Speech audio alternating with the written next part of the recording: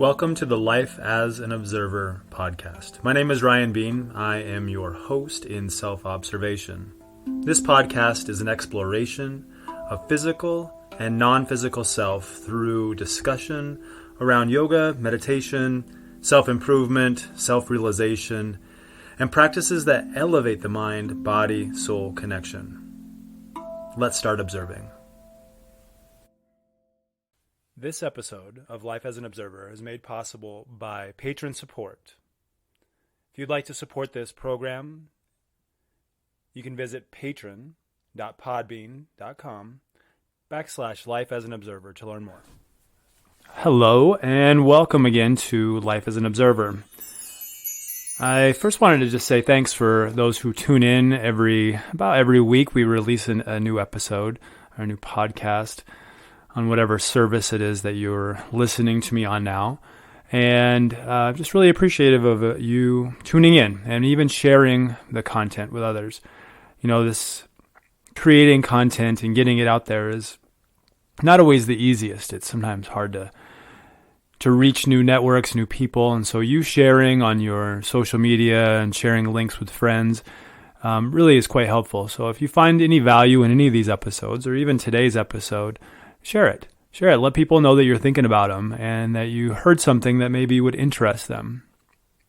This podcast is brought to you ad-free. It's just only supported by the patrons. So I'm really appreciative of the patrons that contribute each month to making some of these goals happen and really contributing to the overall community. And if you're interested in being a part of that, you can find more information in the links below. It's patron.podbean /lifeasanobserver, and I'll put the links in the show notes. Also, if you're listening on any of the services really, but specifically on Apple Podcasts, if you wouldn't mind just leaving a review, just get a little 5-star review saying, hey, I liked it. You can really put anything in the review, but those reviews really help the podcast in continuing to build and to get guests. It has a little thing with the algorithm letting you know where you are in the charts, and helps me get guests that you may enjoy. So a lot of the guests come from our patrons, so know that if you're wanting to become a patron, you can do that for as little as $2 a month, and you get some additional content. At some other levels, I send gifts to my patrons, and we do live sessions and private sessions. So that includes you getting to choose maybe someone that you would want on the podcast or yourself. So thank you for your reviews and your comments and your shares.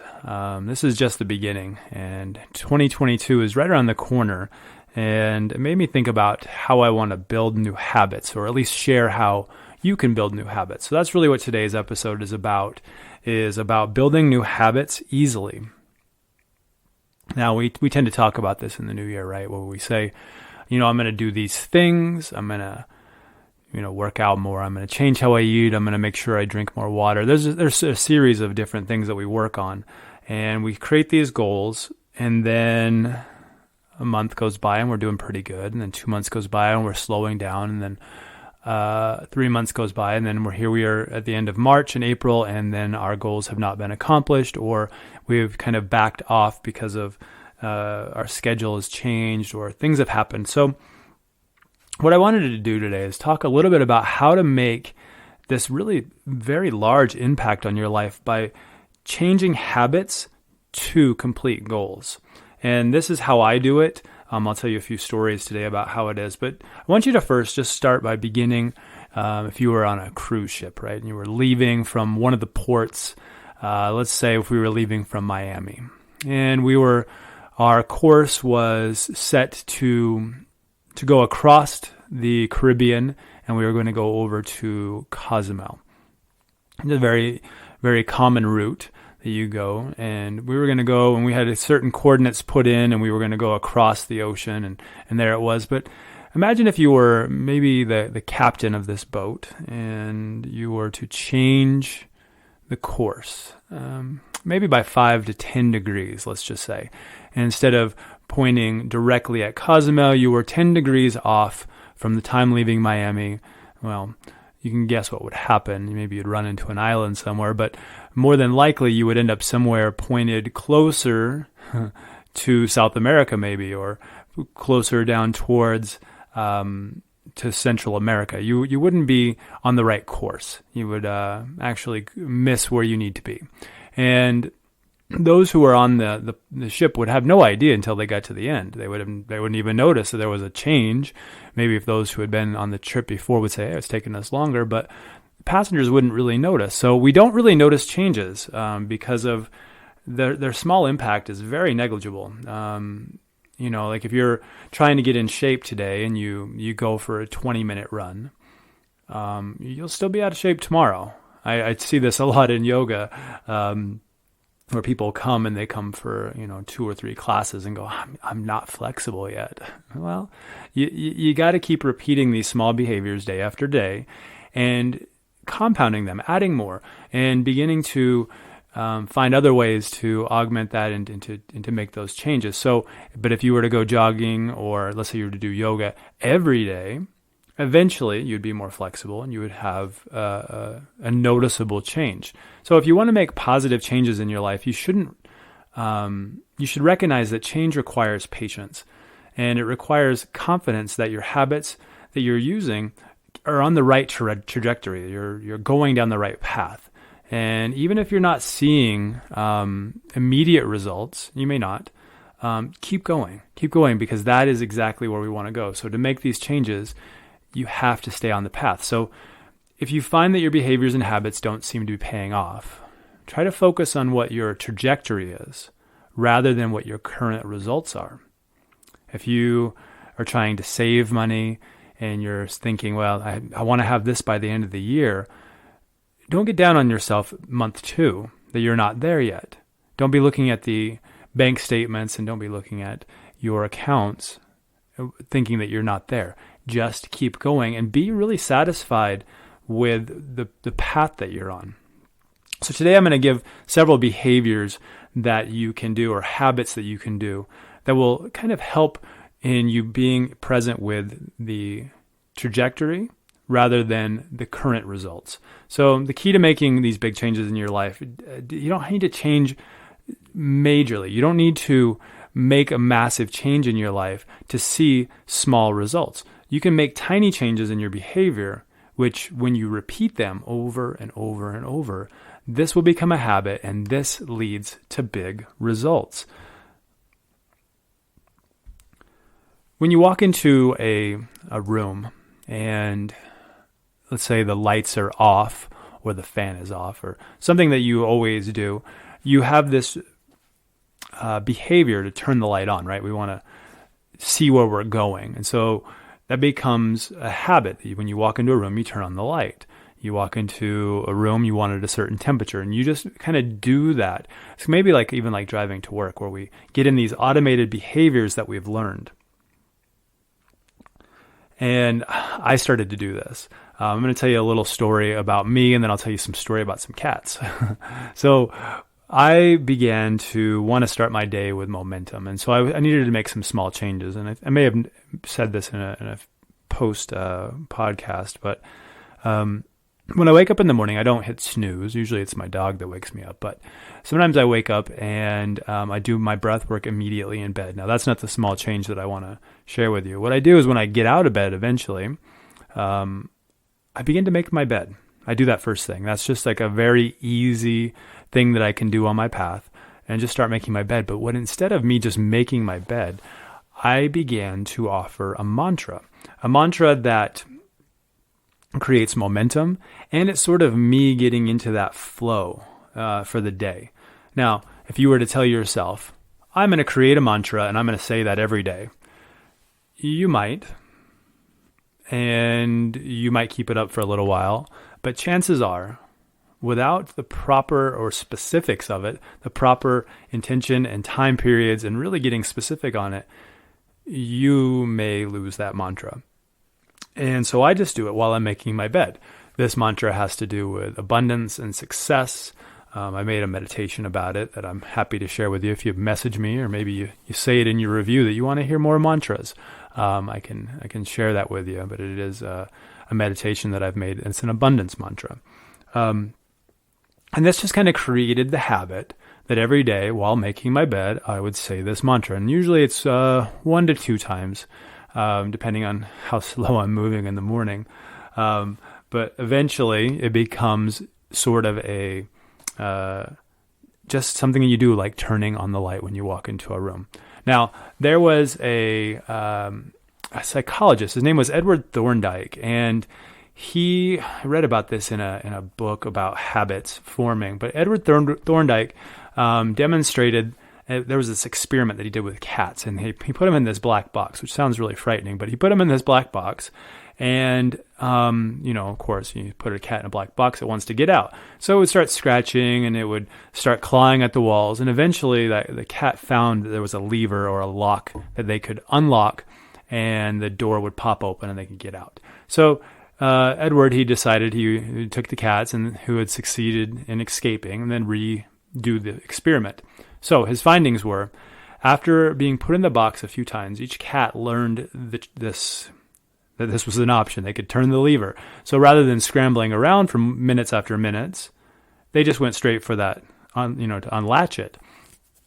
And after he had played with them maybe 20 or 30 times in this box, the cats would get out within 4 or 5 seconds. They got out really, really quick. So in other words, the process of getting out of the box had become a habit for them. They just got in, they got out. So Edward Thorndike had discovered that the behaviors gave us satisfying consequences. In this case, gaining freedom. So they gained freedom. That was their kind of the reward, and they wanted to repeat it every single time. So just like the cats, we find ourselves sometimes scrambling and stumbling and trying to find these satisfying solutions.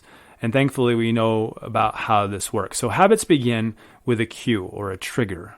Okay, walking into a dark room cues you to turn on the light. It just says, these things go together. And then comes this craving for change. So in this case, the ability to see, or maybe it's turning on the fan. It's the craving for that white noise, or something along those lines. There's some sort of reward that comes from that. And then comes our response, us flipping the light switch or turning on the fan or putting on music. And the final step in that process is just the end goal. It's the reward. Here it is. There it is. The feeling, the relief, the satisfaction, the glory, whatever it is that you're getting from that creates that dopamine hit. Okay. And so we're going to get back to dopamine hits here in a little bit, but we tend to find that as a reward. And I liked the idea. I remember I read a study about dopamine and how when we get likes and comments on our social media posts, or even just us looking at them, kind of gives us that dopamine hit, feeling connected if it's in that way. So there's ways we can tie some good behaviors with maybe some of those negative behaviors that are rewards for us. So I'll talk about that here in a little bit. But I wanted to go into this. Building new habits is really hard. It's mostly hard because we are products as humans of comfort, right? We just want things to be easy. And so, when we hear or have stimuli, we want to react to it, and we want to feel that there's change happening around us. And so, like for instance, if your phone like rings or buzzes, you're like, ooh, somebody wants to talk to me, or there's somebody who likes so we look for these answers within some of our technology. But there was a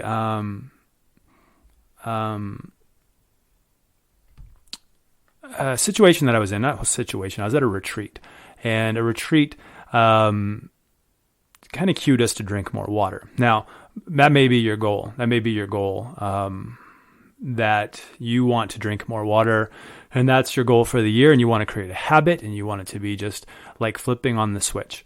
Well, I read a story about a doctor, and she wanted to improve her patients, like how they ate, and how they drank. And so what she did is she had the hospital cafeteria rearrange the refrigerators and the bins and whatnot that were near the cash register that usually contained sugary drinks, sodas and other sugary drinks. And introduced there to be drinking stations and water and places to fill their bottles. And over 3 months, the soda sales dropped and the water sales went up by 25%. Just people making healthier choices because there was a queue in front of them. There was water right there. So this simple change in the environment made a really big difference. And I did this at the retreat where we just had water out all the time. And if it's out, you'll drink it. You won't reach for something else. This is something that employers can do to help with the health of their employees, having refillable bottles and water stations. And there's a lot of intention you can put into it. Veronica, who we had on the podcast last episode, is someone who introduced that to me. And, creating this vortex water and giving it attention and adding flower essences, all really beautiful. It's not completely necessary, but what it's doing is it's putting intention and it's putting the water right in front of you so you can do that. So it's a really great way to having that cue. If you want to learn to play an instrument, don't put it away, right? Don't put it where you can't see it, tucking it away or hanging it up. Make it to where you always see it. I play handpans and flutes, and I leave them out. If they're out, I'll play them. But if I tuck them away in nice little cases, that's great if you're traveling, but you probably won't pull them out without that cue that you need to be able to do that. So leave it out. If you want to eat healthier, leave healthy snacks out. Don't leave ones that are not healthy. I don't keep any unhealthy snacks in my view. Now, it's not that I don't eat them, but they're not where I can grab at them all the time. And that's really kind of key, is just saying, they're way out of the way. I have to go out of my way to get them. But that's healthy is right there. So again, creating that cue that's right in front of you and strengthening these cues. So most of us tend to be really vague about our intentions, and kind of like I want to be healthier is very vague, right? I want to be more in shape, kind of vague. And if you want to create a habit, you really need to remove that and be a little bit more direct. So we say things like, I'd like to be in better shape. But really a better way of saying that is, on Monday, Wednesday, Friday, I go to the gym. Set an alarm in your phone that reminds you that is when it's happening. Another way is, putting on your running shoes as part of a habit. Just putting them on. Even if you don't go for a run, putting on your running shoes as part of the habit, maybe when you get home from work, rather than turning on the TV, rather than doing something else, just putting your shoes on and see what happens. This is kind of like, for me, when I come home from teaching a class, I don't always want to do yoga. But if I roll out the mat, it's staring at me. It's like it's taunting me. Come sit on the mat. And so by sitting on the mat, then you eventually start to move a little bit. And then you say, you know what, I'm going to create a flow for tomorrow. And the same is true with reading. If you keep the book that you're reading only by your bed, then that's probably the only place you're going to read it. But what if you put it right in the middle of the room? You put it on the floor near everything. Maybe even put it on top of the TV remotes. A good chance you'd probably pick that book up to start reading it, right? Good possibility. So humans, in the most part, are motivated by rewards. And you got to make rewards kind of attractive, or you're not going to stick to them. So there was this neuroscientist, his name was James Olds, and he ran an experiment to test this. Using electrodes, he blocked the release of this neurotransmitter dopamines that were in test rats. And to their surprise, the rats lost the will to live. They didn't want to eat. They didn't want to drink. They didn't want to reproduce. They didn't want to do anything. And days later, of course, we're talking about water, but they all died of thirst. They all died of dehydration. The human brain releases these dopamines, and it's a really good feel-good hormone, especially when we do things that are pleasurable eating and having sex, and there's a lot of things that we get these dopamine hits from. Like I said earlier, from our phones sometimes. But we get this feeling of dopamine when we simply anticipate those pleasurable activities. We don't even have to do them. It's like the brain's way of driving us forward to make us not quit. So the brain's reward system is on par with getting something. And this goes a long way. Anticipation. Think about holidays, your birthday and Christmas and stuff. Maybe as a kid where you had that anticipation and it was dopamine after dopamine hit. And that's why maybe thinking or dreaming about these healthy lifestyles, or how you'll feel when you've lost 20 pounds, or how it'll feel to gain some knowledge or take a course, it releases the same kind of dopamine hits and being in that place. So we can turn this knowledge to our advantage, to starting to form habits. So a great technique for this is taking this behavior that you think is important, but maybe it's unappealing, like running, and link it to a behavior that you're drawn to. So one that'll give you a dopamine hit. Think about this. If you don't like to run or you don't like to work out, how do I motivate myself to work out or run? And it's hard to find ways, but you can get really, really creative. There was a guy named Ronan Bryn, I think that's how you say his name, Bryn or Brian, an engineer in Ireland, and he wanted to exercise more, but he found that he was popping down on the TV too much, and that was preventing him from doing that. So what he did is he engineered his exercise bike. He exercise bike, and it was connected to his laptop, and he wrote a little code that only allowed his laptop to work. I think it was maybe with Netflix or Hulu, and made it so that it would only work if he attained a certain speed on the bike. So literally by linking this behavior to something he didn't want to do, he was drawn to do it because it produced an output or a reward that he did want.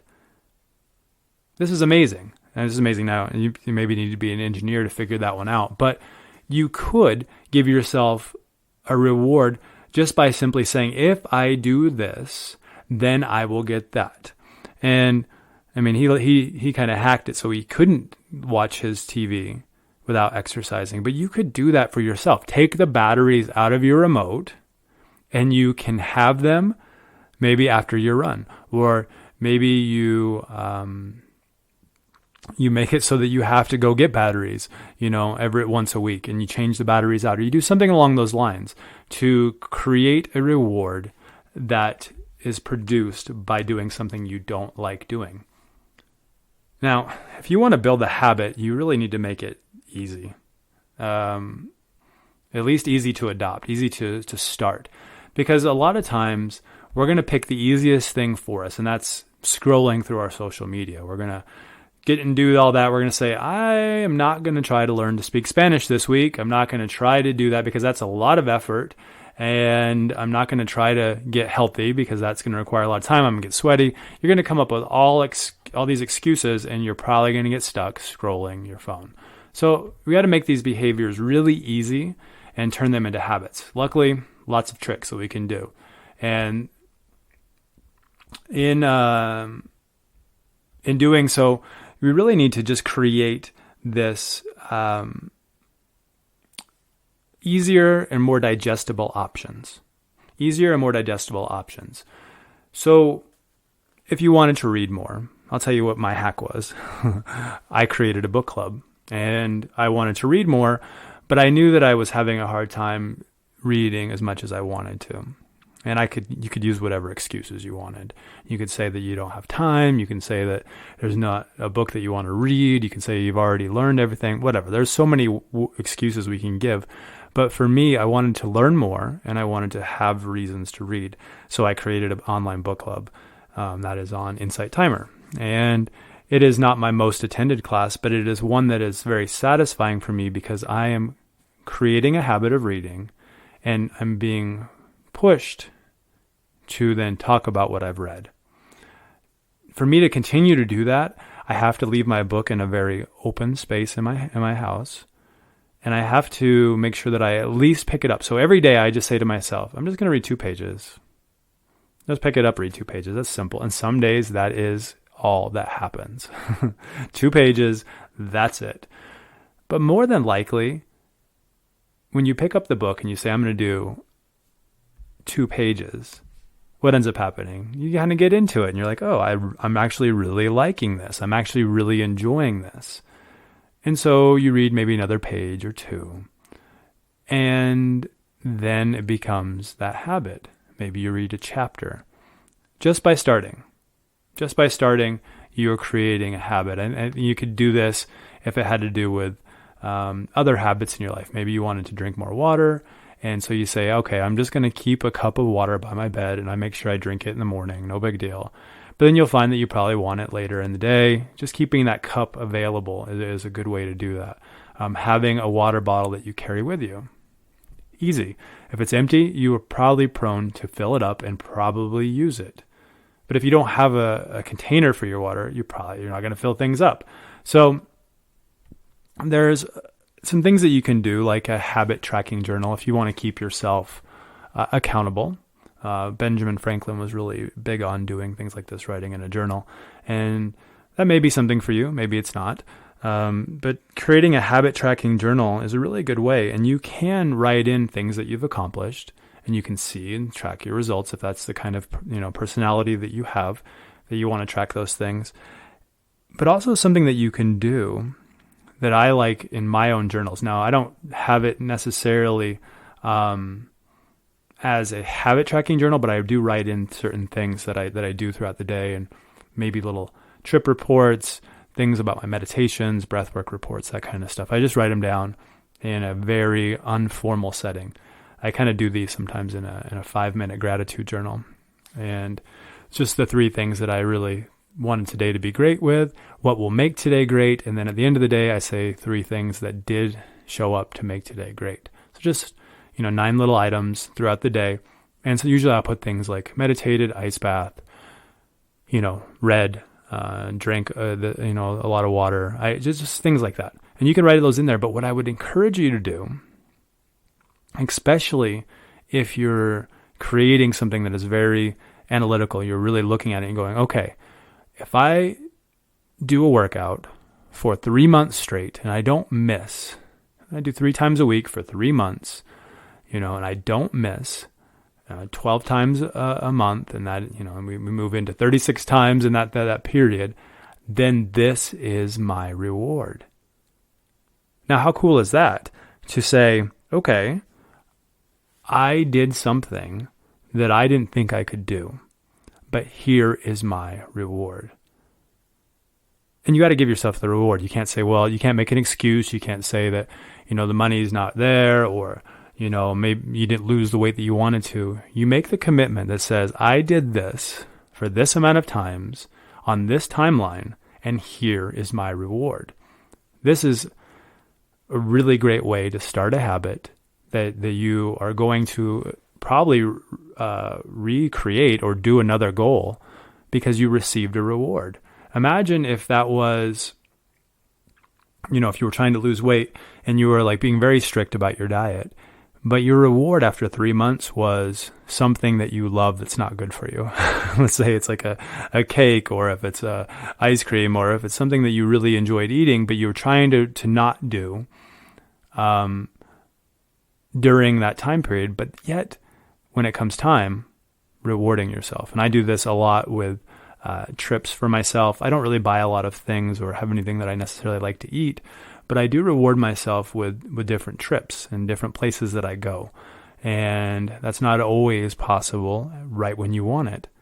But if you say, okay, this is what I need to do. I need to make this many podcasts. This is how I need to keep myself accountable. And then at the end of that, that's where I'll reward myself with a retreat. And that retreat usually turns into more content for me, and then I can re-offer it to my audience. So very pleasurable way of satisfying yourself and creating these habits to maintain them. So now let's take a look on how we can stick to this.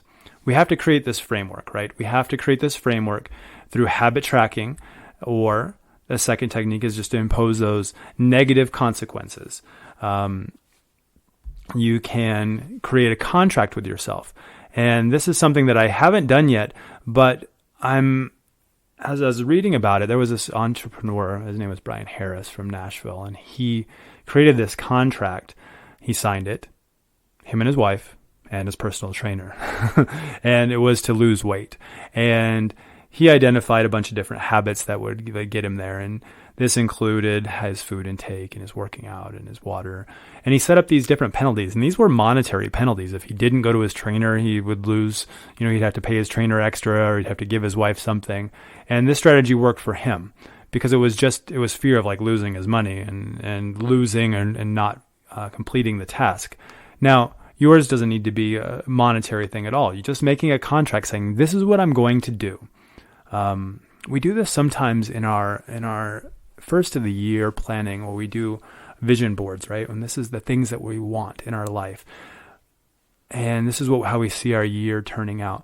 But why not set this up as a habit contract instead of a vision board? So kind of detailing your journey and what your expectations are of yourself. Make them realistic. You got to make them realistic. And sticking to that positive habit, even if it's small, and achieving these big things in your life by maybe just making a contract. For me, my vision board, I keep it right by my bed, and I make it every January, and it usually has things that I want from my year. And I look at it every morning, usually as I'm making the bed, doing that mantra. I see it. I look at the different pictures and words that are on there. And I almost reaffirm the contract that I've made with myself. And mine has a lot to do with self-study. Mine from last January had a lot to do with self-study, certifications in different breathwork modalities, advancing in my yoga practice, and doing more stuff with retreats. And that is exactly what I'm leaning in towards. I can't wait until next year to be able to start a new one. And actually, as I'm talking about retreats, there's going to be a bunch of them coming up. So stay tuned. I'm going to talk about them here on the podcast. If you're interested in kind of learning some of these techniques right from me live, will be lots of opportunities for retreats and workshops and other opportunities. And of course, on the Patreon account, we can do live sessions on there too. So in summary, a tiny change in your behavior will not necessarily transform you overnight. There's just that small change needs to be lasting, but turn that behavior into a habit, and that something that you do every day, and you will absolutely make changes in your life. It's not about making these big breakthroughs or revolutionizing, having this enlightened life or any of that. It's about building a positive group of habits that, when combined, give you very remarkable results. Don't be so hard on yourself. Don't think you need to change everything immediately. Just start small and keep yourself accountable, maybe through that tracker, or just putting it on a vision board, creating these automated behaviors like we talked about with the lights, just things that you'll have right in front of you that give you those kind of rewards immediately. And small changes will become life-changing results. I look forward to hearing from you if you're trying to start a new habit, or if you would like to start working on committing to meditating every day, or if you want to break an addiction. All these things are all possible if you start to build habits that lead in that direction. I would love to be part of your journey. Please message me if you're interested in talking to me more about it. You can find me at Ryan Bean Yoga on the social media sites, Instagram, Facebook, and so forth. I have my contact information in the notes. So just message me. Tell me how you're doing with your habits. I would even love to hear about that as you make a review of maybe today's podcast, saying this is the habit that you're going to change. This is the small behavior that you're changing, and this is how you're doing it, and this is how you're keeping yourself accountable. That would be really amazing to hear about and to connect with you on. Thanks for joining today. Look forward to seeing you on the next episode of Life as an Observer.